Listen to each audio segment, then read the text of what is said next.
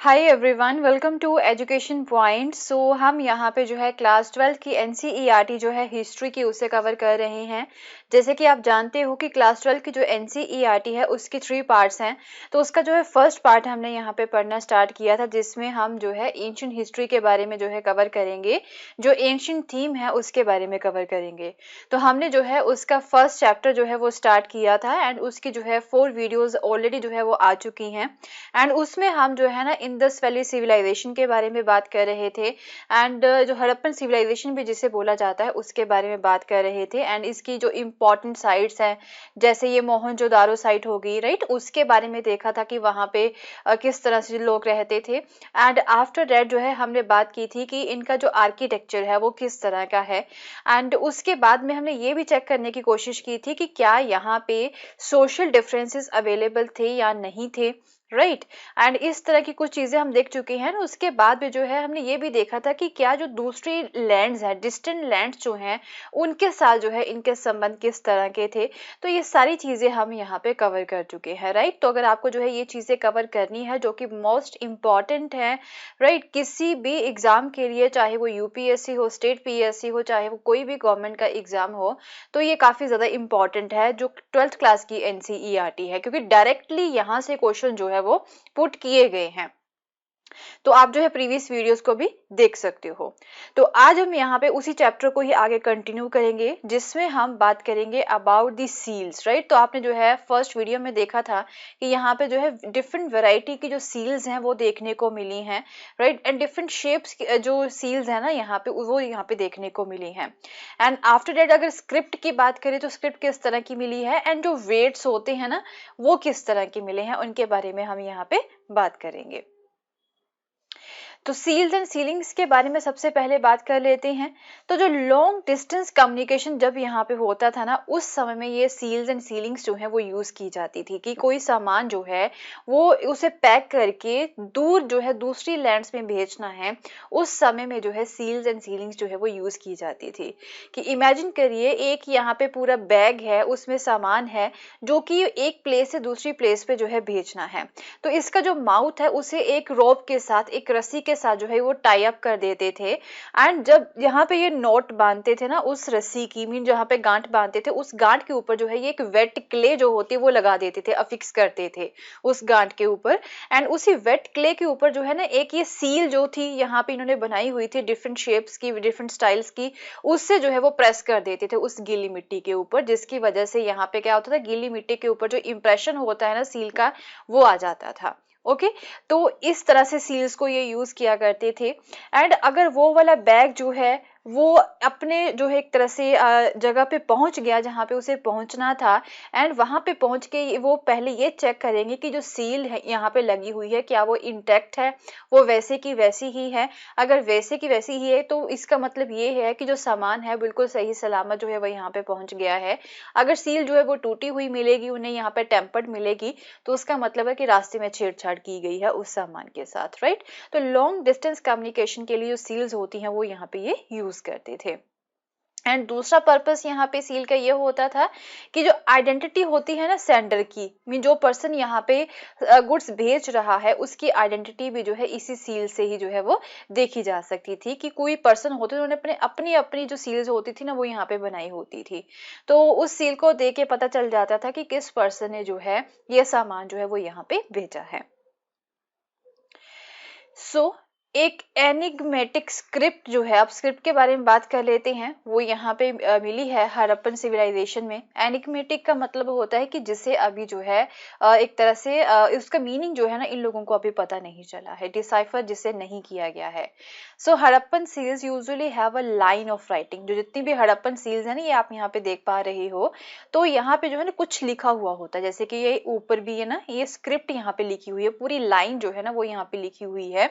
And probably, right, यहाँ पे ये भी चीज आपको माइंड में रखनी है कि ये प्रोबेबली बोल रहे हैं, हो सकता है। तो इन्हें जो है अभी नहीं पता है कि इस लाइन का मीनिंग क्या है। तो ऐसा वो मान रहे हैं कि शायद यहाँ पे इस सील के ऊपर जो है जो ऑनर होता है ना उसका नेम एंड जो टाइटल है वो यहाँ पे लिखा गया है। तो स्कॉलर्स जो है ना वो ये भी बोलते हैं दैट दी मोटिव, जो मोटिव है यहाँ पे ये वाला एनिमल का मोटिव है ना, राइट, मोस्टली एनिमल के ही मोटिव थे यहाँ पे। इस सील के ऊपर।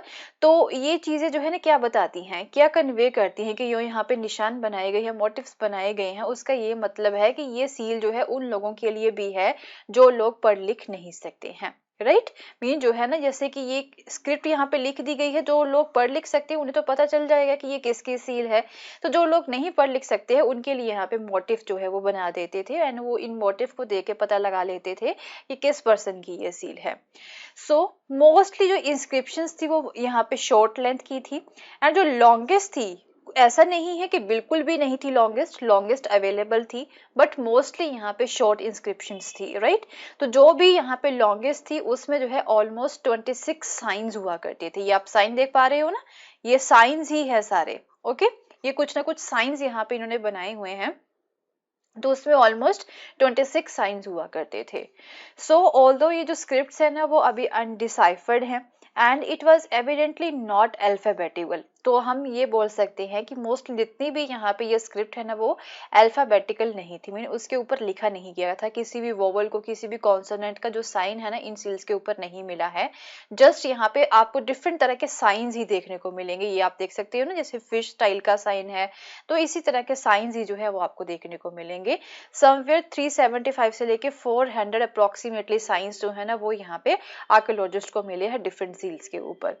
तो ऐसा माना जाता है कि जो स्क्रिप्ट थी ना उसकी जो डायरेक्शन थी वो कौन सी थी, इसे जो है राइट टू लेफ्ट जो है वो लिखा जाता था, राइट से लेके लेफ्ट की तरफ जो है लिखा जाता था। एंड क्योंकि कई सील्स के ऊपर जो है ना एक तरह से राइट की तरफ जो है काफी स्पेस अवेलेबल है, बट जब ये लेफ्ट की तरफ पहुंचते हैं ना लिखते हुए, तो वहां पे जो है ना काफी क्रैम्पिंग सा जो है वो देखने को मिलता है। क्रैम्पिंग मीन वहां पे काफी ज्यादा टाइट टाइट जो है वो लिखा गया है। तो ऐसा लगता है कि जैसे इनग्रेवर ने जो है राइट साइड से जो है लिखना स्टार्ट किया था, तो जब जब तक वो लेफ्ट साइड तक पहुंचता है लिखते लिखते वहां पे स्पेस जो है वो खत्म हो जाती है। तो ये हम बोल सकते हैं कि लिखते कहाँ से थे, ये राइट टू लेफ्ट डायरेक्शन में जो है ये लिखा करते थे। तो ये छोटी छोटी जो चीजें हैं ना ये काफी ज्यादा इंपॉर्टेंट है, यही क्वेश्चन जो है वो पुट किए जाते हैं कि जो हड़प्पन सील्स हैं उसकी जो डायरेक्शन थी लिखने की, जो इंस्क्रिप्शन की डायरेक्शन थी वो कौन सी थी, तो राइट टू लेफ्ट थी mostly. So consider the variety of objects on which writing has been found। तो ऐसा नहीं है कि ओनली जो सील्स है उसी के ऊपर ही यहाँ पे राइटिंग्स जो है वो मिली हैं, और भी कई सारे ऑब्जेक्ट्स हैं जिनके ऊपर राइटिंग्स मिली हैं। राइटिंग्स जो है इन्होंने कोई अल्फाबेट्स नहीं लिखा है, मीन जस्ट साइंस ही हैं। तो जैसे कि सील्स हो गई, कॉपर के टूल्स हो गए, जार के रिम्स हो गए, कॉपर एंड टेराकोटा टैबलेट्स के ऊपर jewellery, bone rods, and even ancient sign board जो होते थे उसके ऊपर भी है। And remember there may have been writing on perishable materials too, perishable materials जो कि नष्ट हो जाते हैं समय के साथ। ओके, तो ऐसा भी हो सकता है कि जैसे कि कागज होता है, राइट, वो पेरिशेबल होता है, वो खराब हो सकता है। तो जो है पेरिशेबल मटेरियल्स के ऊपर भी जो है यहाँ पे राइटिंग्स अवेलेबल थी। तो इसका क्या मतलब हुआ कि हर एक चीज के ऊपर राइटिंग्स जो है वो अवेलेबल थी। तो इसका क्या मतलब हम ये निकाल सकते हैं कि जो लिटरेसी थी उस समय में वो वाइड स्प्रेड थी, मीन सभी लोग जो है वो पढ़े लिखे थे। राइट, इसका क्या मतलब हम निकाल सकते हैं, कुछ भी पता नहीं है अभी किसी को। नेक्स्ट जो वेट्स होते हैं ना, राइट, वेट्स के बारे में देख लेते हैं, जैसे भार तोलने के लिए यूज किए जाते हैं। तो ये आप जो पिक्चर देख पा रहे हो ऊपर, ये जो है वेट्स की पिक्चर है, इस तरह के वेट्स मिले हैं। एंड एक्सचेंजेस जो यहाँ पे हुआ करते थे, मीन्स वो जो है सामान को तोल के ही यहाँ पे जो है एक दूसरे को सामान जो है वो बेचा करते थे। So exchanges were regulated by a precise system of the weights, and usually जो है इसे स्टोन के साथ बनाया जाता था, चर्ट नाम का स्टोन होता है उसके साथ ही इसे बनाया जाता था। जनरली जो है मोस्टली जो है ये क्यूबिकल होते थे, एंड उसके ऊपर कोई भी मार्किंग्स यहाँ पे नहीं हुआ करती थी। तो सबसे लोअर डिनोमिनेशंस की अगर हम बात करें वेट्स के, थे वो 1, 2, 4, 8, 16 एंड 32, एंड अप टू 12,800 तक जो है इसकी डिनोमिनेशंस होती थी। इट मीन इतने जो है ये वेट्स के हुआ करते थे। राइट, अगर जो हायर डिनोमिनेशंस की बात करें तो उसमें डेसिमल सिस्टम वाले वेट्स भी अवेलेबल थे। तो जो स्मॉलर वेट्स है उसे ज्वेलरी को वेट करने के लिए, या फिर बीड्स को, जो बीड्स होती है ना, बीड्स से भी यहाँ पे जो गहने बनते हैं उन्हें जो है वेट करने के लिए, उन्हें तोलने के लिए जो है वो यूज किए जाते थे। एंड मेटल स्केल पेन्स जो होते हैं ना वो भी यहाँ पे इन्हें मिले हैं। अब जो है बात कर लेते हैं एंशियंट अथॉरिटीज की। राइट अथॉरिटीज की हम यहाँ पे बात कर लेते कि हम यहाँ पे देख रहे हैं कि ये सोसाइटी जो थी वो काफी ज्यादा कॉम्प्लेक्स सोसाइटी थी, बट हर एक चीज को जो है ना काफी अच्छे से इन्होंने जो है एक तरह से प्लान किया हुआ था। तो क्या ये प्लानिंग जो है कोई अथॉरिटी यहाँ पे किया करती थी, देखते हैं उसके बारे में। Right, so there are indications of complex decisions being taken and implemented in the Harappan society. Right, तो ये सारी चीजें, हर एक चीज की प्लानिंग यहाँ पे की हुई है। हमें डिफरेंट तरह की सील्स देखने को मिल रही हैं, हमें आर्किटेक्चर जो है वो देखने को मिल रहा है, वेट्स देखने को मिल रहे हैं, जो ब्रिक्स हैं वो भी यूनिफॉर्म स्टाइल की हैं, वो सारी हमें देखने को मिल रही हैं। तो ऐसा प्रतीत होता है कि ये जो एक तरह से हर एक चीज का जो एक कॉम्प्लेक्स डिसीजन है एंड उसे जो इम्प्लीमेंट भी जो है यहाँ पे किया जाता था किसी पर्टिकुलर अथॉरिटी के द्वारा। तो जैसे कि हड़प्पन आर्ट्स हैं यहाँ पे, जैसे कि पोट्री हो गए, सील्स हो गए, वेट्स हो गए, ब्रिक्स हो गए, तो इसमें जो है हमें यूनिफॉर्मिटी देखने को मिलती है, मैंने एक ही स्टाइल की है हर एक जगह पे। नोटेबली ब्रिक्स जो हैं दो obviously not produced in any single centre, ऐसा नहीं है कि उसे जो है एक ही सिंगल सेंटर में बनाया गया है, ये हमें जो है अलग अलग जगह पे मिली है ब्रिक्स। तो वो जो जितनी भी हमें यहाँ पे अलग अलग साइड से जो ब्रिक्स मिली है ना, वो सभी सेम साइज की है, यूनिफॉर्म रेशो की है, फ्रॉम जम्मू टू गुजरात अगर हम बात करें। So we have also seen that settlements were strategically set up in the specific locations for the various reasons. तो जो सेटलमेंट्स थी यहाँ पे, राइट, तो वो भी जो है ना एक तरह से उसे काफी स्ट्रेटेजिकली जो है वो बनाया गया था एंड डिफरेंट कारणों की वजह से, मीन उसकी प्लानिंग यहाँ पे की हुई थी कि क्यों यहाँ पे जो है इस तरह की सेटलमेंट्स बनानी है, इस तरह के घर बनाने हैं। सो बिसाइड जो लेबर है उसे भी जो है मोबिलाइज किया जाता था and for making the bricks and for the construction of massive walls and platforms, mean हर एक चीज को यहाँ पे काफी अच्छे प्लानिंग से की हुई थी। तो ये एक्टिविटीज जो है अब कौन ऑर्गेनाइज करता था, इसके बारे में जो है फाइंड करने की कोशिश करेंगे। पहले पैलेसेस एंड किंग्स के बारे में बात कर लेते हैं कि जो इनके महल थे या राजा जो है उनके बारे में बात कर लेते हैं, क्या वो डिसीजंस यहाँ पे लेते थे राजा, देखते हैं।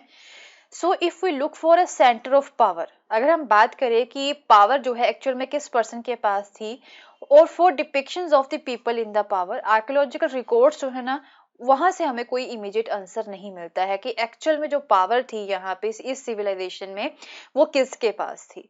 राइट, सो लार्ज बिल्डिंग जो है मोहनजोदारो में यहाँ पे मिली है, तो उसे आर्कियोलॉजिस्ट बोल देते हैं कि ये जो लार्ज बिल्डिंग है वो एक महल हुआ करता था, वो पैलेस हुआ करता था, बट जो है कोई स्पेक्टेकुलर फाइंड्स जो है ना इसके साथ जो एसोसिएट करता है वो नहीं मिला है, मीन कोई भी ऐसा एविडेंस नहीं मिला है जो ये बताए कि जो मोहनजोदारो में एक बड़ी बिल्डिंग मिली है वो पैलेस है। तो आर्कियोलॉजिस्ट जो है यहाँ पे खुद अंदाजे ही लगा रहे हैं। राइट, तो एक स्टोन का स्टैचू, ये आप यहाँ पे जो देख पा रहे हो, ये एक स्टोन का स्टैचू यहाँ पे मिला है, तो आर्कियोलॉजिस्ट जो है इसे बोल देते हैं कि ये प्रीस्ट किंग का जो है स्टैचू है। राइट, प्रीस्ट किंग का स्टैचू है। तो ऐसा क्यों बोल रहे हैं, क्योंकि जो आर्कियोलॉजिस्ट है ना उन्हें मेसोपोटामियन हिस्ट्री के बारे में अच्छे से पता है, वहां पे काफी सोर्सेज अवेलेबल है एंड इसी तरह का जो है ना एक स्टैचू वहां पे मिला है, तो वो एक प्रीस्ट किंग का स्टैचू था। एंड सिमिलर तरीके का यहाँ पे जो है ना इंडस रीजन में भी जो है स्टैचू मिला है, तो वो ये बोल देते हैं कि ये प्रीस्ट किंग का ही स्टैचू है। सो रिचुअल प्रैक्टिसेस की अगर हम बात करें, but as we will see the ritual practices of the Harappan civilisation are not well understood yet and nor are there any mean of knowing whether those who perform them are held political power। But जो है ना ritual practices जो यहाँ पे हुआ करती थी Harappan civilisation में, उनके बारे में जो है कोई भी ज्यादा नॉलेज अवेलेबल नहीं है एंड ये भी जो है कोई हमारे पास नॉलेज अवेलेबल नहीं है कि जो पर्सन यहाँ पे रिचुअल प्रैक्टिसेस जो है प्रोवाइड किया करते थे उनके पास पॉलिटिकल पावर थी। राइट, कोई भी एविडेंस जो है वो अवेलेबल नहीं है। सो कुछ आर्कियोलॉजिस्ट जो है ना वो ये बोलते हैं डैट कि हड़प्पन सोसाइटी जो थी ना वहां पे कोई भी रूलर नहीं था। राइट, सो सभी जो अंदाजा यहाँ पे लगा रहे हैं, जो डिफरेंट आर्कियोलॉजिस्ट जो स्टडी कर रहे हैं ना इन चीजों को, वो अपने अपने अंदाजे ही यहाँ पे लगा रहे हैं। तो कुछ यहाँ पे बोलते हैं कि हड़प्पन सोसाइटी में कोई भी रूलर नहीं था एंड सभी जो है इक्वल स्टेटस को इंजॉय करते थे, मीन सभी जो है इक्वल थे यहाँ पे। Other feel that there were no single ruler. Right, ऐसा नहीं है कि एक सिंगल रूलर था, यहाँ पे कई सारे रूलर थे। ओके मोहनजोदारो जो था राइट, उसका कुछ सेपरेट रूलर थे। हड़प्पा के जो है अनदर, जो एक तरह से कुछ और अलग रूलर थे, एंड सो फोर्थ, मीन अलग अलग साइड्स के यहाँ पे डिफरेंट डिफरेंट रूलर्स हुआ करते थे, ऐसा कुछ जो है सोचते हैं आर्कियोलॉजिस्ट। तो कुछ ऐसा बोलते हैं that there was a single state, कि जो पूरी है ना यहाँ पे हड़प्पन सिविलाइजेशन, ये एक सिंगल स्टेट थी। क्योंकि अगर हम देखें कि पूरे जितने भी आर्टिफैक्ट्स है उसमें हमें सिमिलैरिटी देखने को मिलती है, जो काफी प्लानिंग जो है यहाँ पे सेटलमेंट्स की गई है वो, उसमें भी हमें काफी सिमिलैरिटी देखने को मिलती है। ब्रिक साइज जो है उसका भी स्टैंडर्डाइज रेशियो है यहाँ पे, राइट, एक ही साइज के ब्रिक्स जो है ऑल ओवर डिफरेंट साइड्स में हमें देखने को मिलती है। एंड रॉ मटेरियल के जो है नियर सोर्सेज जो है वो, उसकी भी इस्टेब्लिशमेंट यहाँ पे वो एक ही तरह से जो है की गई है। तो हर सारी प्लानिंग जो है वो एक ही तरीके से की गई है। तो कुछ जो है आर्कियोलॉजिस्ट ये बोलते हैं कि पूरी सिविलाइजेशन का एक सिंगल रूलर हो सकता है यहाँ पे, मीन सिंगल स्टेट थी, राइट। तो एज ऑफ नाउ जो लास्ट थ्योरी है ना, ये वाली जो थ्योरी है कि एक सिंगल स्टेट थी ये सारी, तो ये जो है ज्यादा प्लॉजिबल हमें दिखाई देती है, ये सही जो है दिखाई देती है। क्योंकि यहाँ पे जो है इतना कॉम्प्लेक्स डिसीजंस जो है ना वो लिए गए हैं, इंटायर कम्युनिटी के द्वारा लिए जाते होंगे, एंड ये सिंगल स्टेट थी यहाँ पे। ओके, तो ये अंदाजे ये लगा रहे हैं। इसी चैप्टर को हम जो है आगे कंटिन्यू करेंगे, एंड कुछ और इम्पॉर्टेंट एस्पेक्ट्स जो हैं हड़प्पन सिविलाइजेशन के बारे में वो हम यहाँ पे कवर करेंगे। एंड अगर आपको मेरा कोर्स पसंद आए तो इसे शेयर करना ना भूलें। Thank you so much.